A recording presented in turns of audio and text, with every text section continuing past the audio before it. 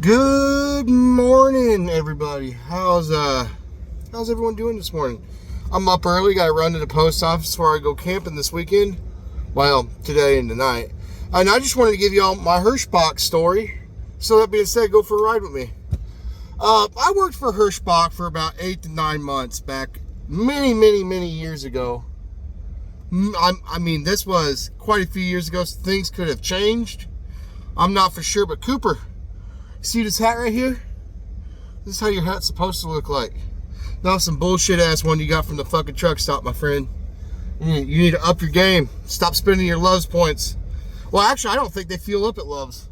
When I was there, see, yeah, it was 99 cents a gallon fuel, but I was on a dedicated account for JBS pork out of Ottumwa, Iowa.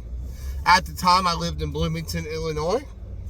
And that being said, I feel like I got treated like shit. My lease payment, which I was a lease driver there, I was Hardwick and Son Transportation, and I couldn't get no miles. I was lucky to get 300 loaded miles at a time, and a lot of times they would have me meet someone halfway to the destination and give it to what I call one of their kiss ass drivers, the dick sucker drivers. And then have to go back and sit and live load or wait for another load to be loaded. And they're like, oh yeah, this load's going from Ottumwa to Salt Lake City or Ottumwa to the Carolinas. And I would meet them in Illinois somewhere, or I'd get loads to Michigan, and it just, there was no miles. Now the first truck, so the maintenance plan, the first truck was my problem. That was my fault. I caved in the back by missing the fifth wheel. That was my fault. But then they told me, all right, well, here's another truck. We'll keep you under your same contract, but you can use this truck. 3 months goes by. And then they decide, well, the truck finally comes back from the body shop. Well, now they just take all my shit out of that truck, throw it in the trash. And now, like, I left clothes in there, tools. I'm pretty sure the mechanics kept the tools. A fucking CB radio that was peaked and tuned for that fucking truck. I had a lot of shit in there, and they just tossed it all out and leased it on to another guy. And I was just supposed to keep this truck that I hated. It was what they called a water truck. Half a sleeper. It was lightweight, small fuel tanks. It was ridiculous. And eventually the transmission gave out on that truck, and then they sent me to somebody's place to go recover said another truck. But they just kept moving trucks on me. Like, the first one was my fault, but they keep you in revolving trucks, and I noticed this from a lot of people. That way you never pay off a truck. Now, do people pay off trucks there? Yes, but not very many, because they convince you to take this new truck. That way they always have the drivers making the truck payments. I started out with an international. I had all internationals when I was there. Now I guess they got all Freightliners, which the international was a decent truck, except for that water truck. That thing was a fucking piece of shit. And I kept telling them about it, but the mechanics there are fucking incompetent. They're not mechanics. They're technicians. They got to have someone tell them what's wrong, and they can't figure it out. By the way, this ding, and I'm not buckling up to go across town. Fuck that shit. Anyway, every time I would get called in for like an oil change or a grease job, that maintenance fund, they would find shit to replace tires that were still good. Well, we're going to change out your tires. They're bad. And you look at them, they still have like half the tread left. How are they bad? Well, it's just policy. It's just policy. Really? That don't make any sense. Or my APU, it worked fine. Well, it needs an alternator. Why does it need an alternator? I got no codes for it. There's nothing. It doesn't act weird. What the fuck, right? I cannot take if I'm supposed to be running my own fucking business as a lease driver, why the fuck am I not able to go where I want for fuel? Why the fuck was I not able to go where I wanted for maintenance? Because I had things set up. Right, there's an international dealer in Bloomington, Illinois. I was going to have them do my oil changes, maintenance on my home time. I was going to have weekly home time, right? And then they would cut my home time with my son, my own flesh and blood, I was flat out told by Chris. He was in charge of the, at the time, he was in charge of the JBS account.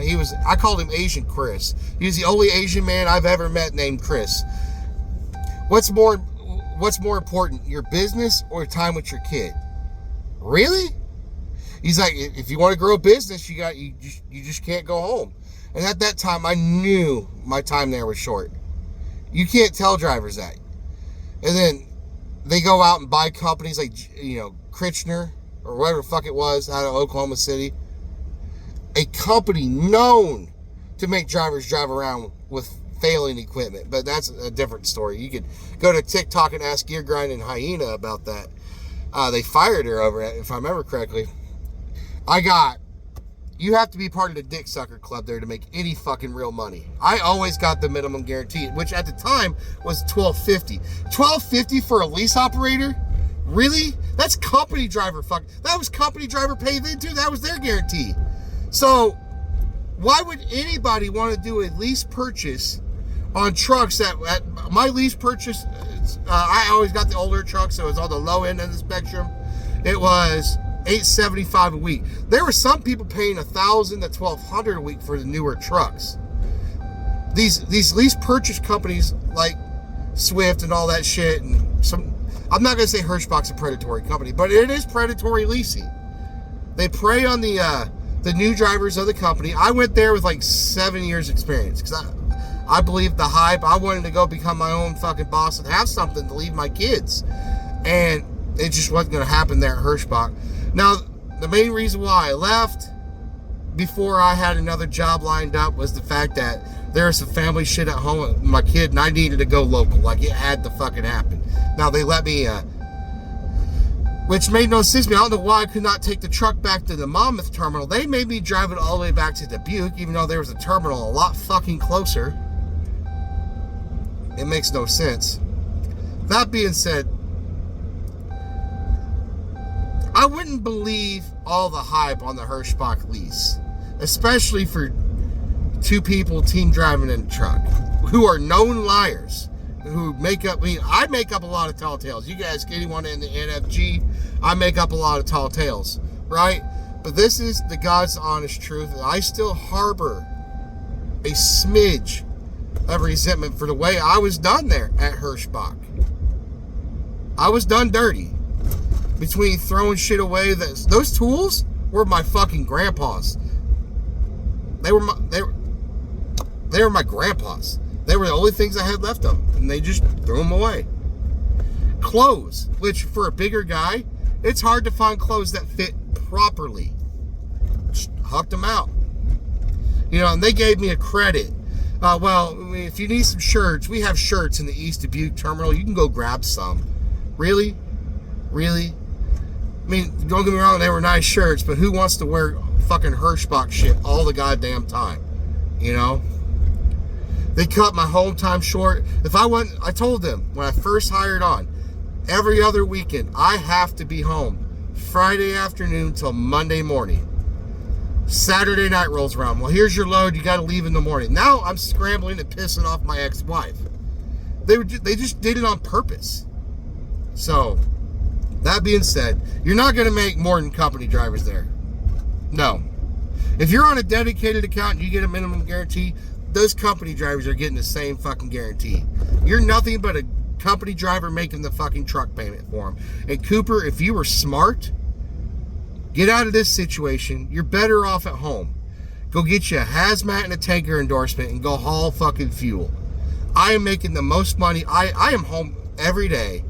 On average, 12 to 14 hours off every night. Off on weekends.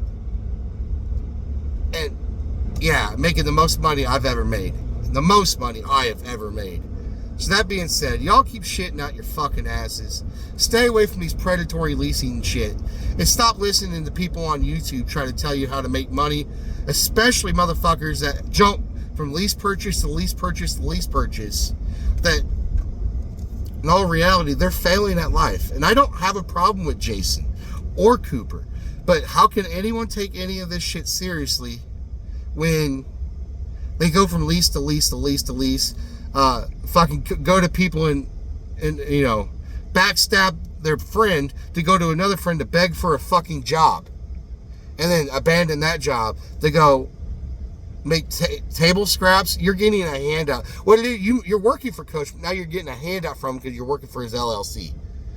Cooper, I don't have a problem with you. I feel bad for you. I feel pity. I wish that you would just listen to people.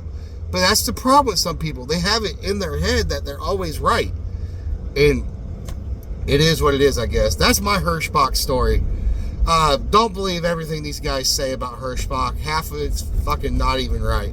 You know, that 99 cents a gallon fuel, they micromanage the fuck out of it. Well, yeah, it's 99 cents a gallon fuel, so get 50 gallons here and then go 300 miles down the road, get another 300 fucking 50 gallons.